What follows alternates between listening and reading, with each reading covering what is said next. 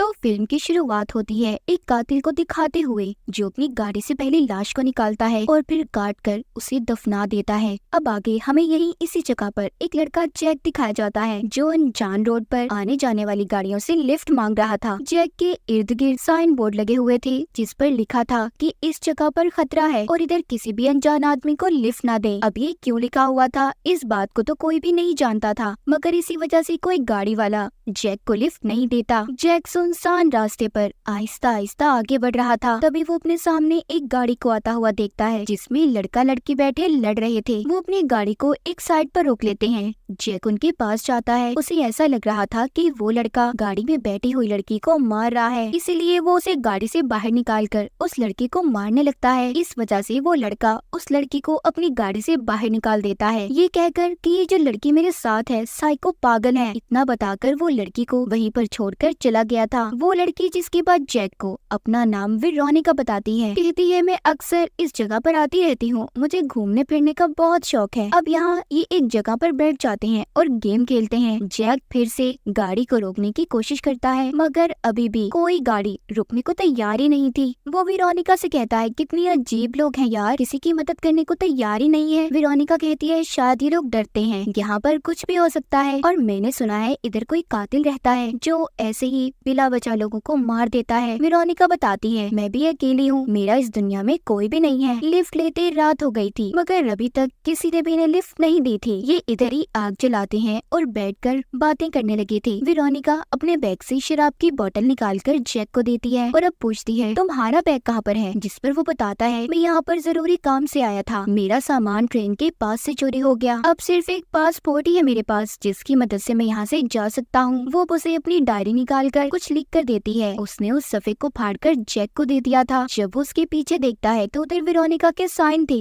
जिसे देखकर वो पूछता है ये क्या है। बस मैं अपना नाम लिखने की प्रैक्टिस कर रही थी और इससे ज्यादा कुछ भी नहीं। ऐसे ही बातें करते करते वो दोनों सो गए थे। सुबह जब होती है तो जैक देखता है उसके पास वेरोनिका नहीं थी। वो थोड़ा सा परेशान हो गया था। जब वो आगे जाकर देखता है तो वेरोनिका पास ही छोटी सी नहर में नहा रही थी। वो जैक को भी अंदर आने का कहती है। जैक भी उसके साथ नहाने लगा था। उन दोनों के दरमियान में काफी अच्छी दोस्ती हो गई थी। अब नहाने के बाद दोनों दोबारा से अपना सामान लेकर आगे बढ़ते हैं मगर अब भी कोई भी ने लिफ्ट नहीं देता। थोड़ा सा आगे आने पर एक आदमी अपनी गाड़ी को रोक लेता है और अपना नाम ग्रिजेट बताता है। वो उन्हें लिफ्ट देने के लिए तैयार था। वेरोनिका उसे देखकर ज्यादा खुश नहीं थी। वो बहुत ही दुखी मन से उसकी गाड़ी में बैठ जाती है। ग्रिजेट कहता है मेरा घर यही पास में है, तुम लोगों को आज रात मेरे घर पर रुकना होगा। जैसे ही सुबह होगी मैं तुम्हें उसी जगह पर छोड़ आऊंगा जहाँ पर तुम जाना चाहते हो। थोड़ा सा सफर करने के बाद ग्रिजेट का घर आ गया था। ये देखते हैं उसका घर काफी बड़ा था और उनका वेलकम ग्रिजेट की वाइफ करती है। वो जैक को पहले उसका कमरा दिखाकर आराम करने का कहती है। उधर ग्रिजेट जो इन्हें अपने साथ लाया था वो वेरोनिका को उसका कमरा दिखाता है मगर अब भी वो उससे ठीक तरह से बात नहीं कर रही थी। जैक अपने कमरे में आकर बेड पर लेट जाता है क्योंकि लिफ्ट लेने के चक्कर में वो पैदल चल चल कर काफी थक चुका था। वो थोड़ा सा आराम करता है। इसी दौरान वो सो गया था। जब उसकी आंख खुलती है तो वो देखता है शाम हो गई है। उसी कमरे में उसे एक बॉक्स पड़ा हुआ दिखाई देता है जिस पर ग्रिजेट लिखा हुआ था। जैक जब उसे खोलता है उसमें ग्रिजेट और उसकी वाइफ की तस्वीरें थी जिनका ये घर था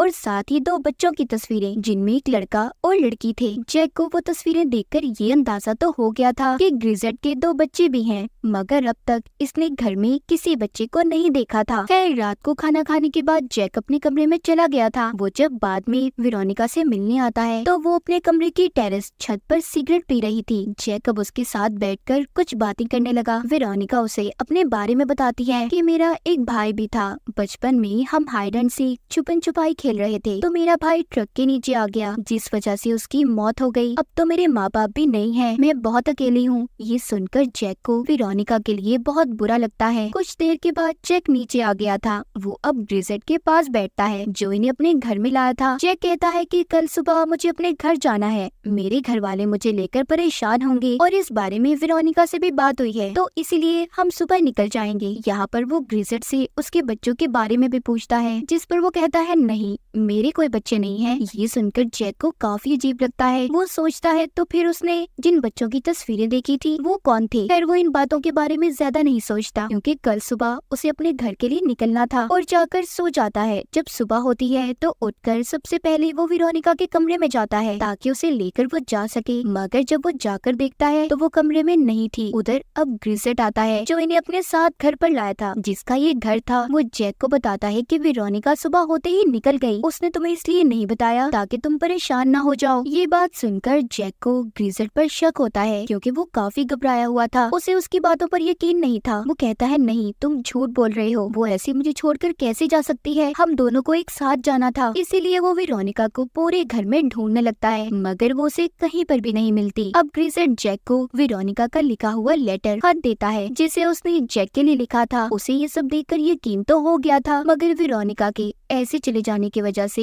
वो बहुत दुखी था। इसीलिए वो अब ग्रिसेट के घर से पैदल ही जाने लगता है, मगर रास्ते में जाता हुआ वो देखता है कि इस लेटर में कुछ तो अलग है। वो अपनी डायरी निकालकर उसी सफ़े को निकालता है जो उसे परसों रात वेरोनिका ने दिया था। यहाँ पर उसे पता चलता है वो दोनों राइटिंग लिखाई अलग अलग है, यानी कि जो खत ग्रिसेट ने इसे दिया वो वेरोनिका ने लिखा ही नहीं था। ये समझ जाता है कि ग्रिसेट इसके साथ गेम खेल रहा है। वेरोनिका कभी उसके घर से गई ही नहीं थी, जरूर उसने उसके साथ कुछ गलत किया होगा। तभी कोई पीछे से आकर जैक पर हमला कर देता है, जिससे वो बेहोश हो गया था। कुछ देर के बाद जब उसे होश आता है तो वो खुद को एक ट्रक में पाता है जिसमें मरे हुए जानवर रखे गए थे। एक बूढ़े आदमी ने उसे अगवा कर लिया था। अब जैक को वो बांधकर एक कुर्सी पर बिठा देता है और टेबल पर खाना रखकर जैक को उसके पास बिठाकर उसकी तस्वीरें लेने लगा था। जैक को कुछ भी समझ नहीं आ रहा था कि वो बूढ़ा आदमी ऐसा क्यों कर रहा है, जिसके बाद वो उसे दोबारा से बांधकर उसके मुंह पर टेप को लगाकर दोबारा से ट्रक में डालकर कहीं पर ले जा रहा था और फिर उसे बेहोशी का इंजेक्शन भी देने लगता है। तभी वो अपने किचन में से आता हुआ धुआं देखता है जहाँ पर कोई चीज जल रही थी। जल्दी से वो अपने घर भागता है। इसी बात का फायदा उठाकर जैक वहाँ पर पड़ी हुई एक कील से अपने हाथों की टेप को काट देता है और भाग गया था। वो भागकर ग्रिसेट के घर पर दोबारा से आ जाता है, क्योंकि इसे कहीं ना कहीं शक था कि वेरोनिका अभी भी ग्रिसेट के कब्जे में है। वो छुप कर देखता है कि ग्रिसेट और उसकी वाइफ दोनों अपनी गाड़ी में कहीं पर जा रही हैं। वो उनके जाते ही उनके घर में आकर दोबारा से वेरोनिका को ढूंढने लगता है। उसका शक सही साबित हुआ था। उसे एक कमरे में वेरोनिका बंधी हुई मिलती है। वो उसे जल्दी से खोलता है। तभी बाहर से गाड़ी की आवाज आ रही थी। ग्रिसेट और उसकी वाइफ दोनों वापस आ चुके थे। अब जैक वेरोनिका को लेकर इनके पीछे के दरवाजे से बाहर भागता है, मगर बदकिस्मती से ग्रिसेट की वाइफ ने इन्हें भागते हुए खिड़की से देख लिया था। वो जल्दी से अपनी गाड़ी में कर दोनों का पीछा करते हैं। वेरोनिका जैक को लेकर एक कैबिन के पास आकर छुप गई थी। भागते भागते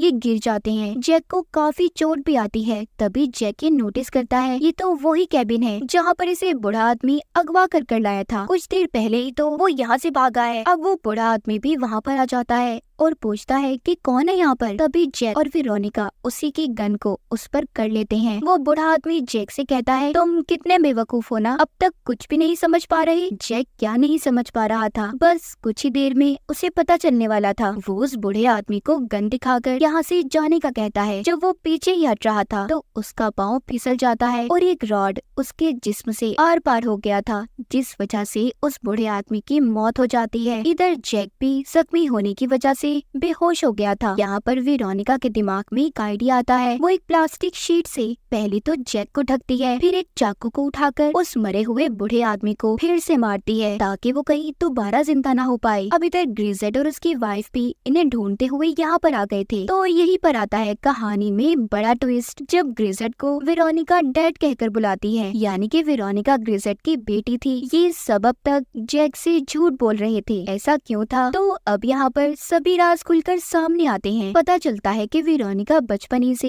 एक साइको किलर पागल कातिल थी, जिसे लोगों को मारकर सुकून मिलता था। सबसे पहले उसने अपने छोटे भाई को मारा। इस बात का पता इसके मॉम डैड को भी पता चल गया था, मगर आज तक उन्होंने पुलिस को इस बारे में कुछ भी नहीं बताया, क्योंकि उनके बेटे की मौत के बाद वेरोनिका ही उनकी इकलौती बेटी बची थी। यानी कि वेरोनिका ने जो अपने भाई की कहानी जैक को सुनाई थी वो सारी झूठी थी। तब से अब तक वेरोनिका लोगों को मार रही थी और शुरू में जिस लाश को हमने दफनाते हुए देखा था। ये सब भी वेरोनिका ही कर रही थी। हमें शुरू से ही दिखाया गया था यूँ हर तरफ खतरे के साइन बोर्ड लगे थे कि अनजान आदमी को लिफ्ट ना दें, क्योंकि बहुत अरसे से ऐसे ही लोग इस एरिया में मारे जाते थे और उन सबको वेरोनिका ही मारती थी। किसी को इस बारे में कुछ भी नहीं पता था सिवाय उसके मॉम डैड के, वो ही सब जानते थे। तो उन्होंने ये प्लान किया कि वो वेरोनिका को बांधकर घर पर रखेंगे, मगर पहले वो उस लड़के के साथ भाग गई जिसको हमने कहानी के शुरू में देखा। मगर उस लड़के को ये बात पता चल गई थी कि वेरोनिका आम इंसान नहीं बल्कि साइको पागल है, इसलिए उसने उसे रास्ते में ही छोड़ दिया। वहीं पर ग्रिजर्ड जो लगातार अपनी बेटी वेरोनिका को ढूंढ रहा था, तो वो उसे रोड पर जैक के साथ मिली। उनको झूठ बोलकर तभी वो घर ले आया। इसीलिए तो वेरोनिका उस वक्त परेशान थी कि कहीं उसकी सच्चाई जैक को न पता चल जाए, मगर उसके डैड भी चुप रहे। इसके बाद घर में ग्रिजर्ड ने दोबारा से वेरोनिका को बांध दिया और फिर उस बूढ़े आदमी को पैसे देकर जैक को अगवा करवा दिया। उससे कहा कि इसे टाउन से बाहर छोड़ दो ताकि इसकी जान बच जाए और मेरी बेटी से ना मारे, और इसी वजह से वेरोनिका की सच्चाई भी किसी को कभी पता नहीं चलेगी। इसका मतलब अब तक वो बूढ़ा आदमी, ग्रिजर्ड और उसकी वाइफ तीनों ही जैक को बचाने की कोशिश कर रहे थे। तभी तो उस बूढ़े आदमी ने कहा था कि लड़के तुम कितने बेवकूफ हो। अब यहाँ पर जैक को होश आ गया था। वो गन लेकर ग्रिजर्ड की गाड़ी के आगे आकर कहता है कि वेरोनिका को छोड़ दो। वेरोनिका भी गाड़ी से उतरकर उसके पास आ गई थी। इससे पहले उसकी मॉम जैक को कुछ सच्चाई बताती। वेरोनिका ने गन मारकर अपनी मॉम को बेहोश कर दिया था और अपने डैड ग्रिजर्ड को टेप से बांध देती है, जिसके बाद जैक और वेरोनिका ग्रिजर्ड की गाड़ी लेकर भाग जाते हैं। रास्ते में जैक बहुत खुश था, शुक्र है वो बच गया, मगर वो पागल ये नहीं जानता था कि मौत का सामना तो अब होगा। वो खुश इसलिए हो रहा था कि फाइनली वो अपनी फैमिली से मिल पाएगा। जैक सुकून से आंखें बंद करके बैठ गया था। यहाँ पर वेरोनिका का हाथ आहिस्ता आहिस्ता चाकू की तरफ बढ़ रहा था। इसका मतलब अब ये जैक को मारने वाली थी, जिसके बाद ये यहाँ से भाग जाएगी और ऐसी जगह पर चली जाएगी कि इसके मॉम डैडी से ना ढूंढ पाए। बेचारा जैक ये नहीं जानता था कि जिस लड़की को वो बचा रहा है आगे जाकर वो उसकी मौत का कारण बनेगी। और इसी डार्क एंडिंग के साथ इस फिल्म की कहानी यहीं पर खत्म हो जाती है।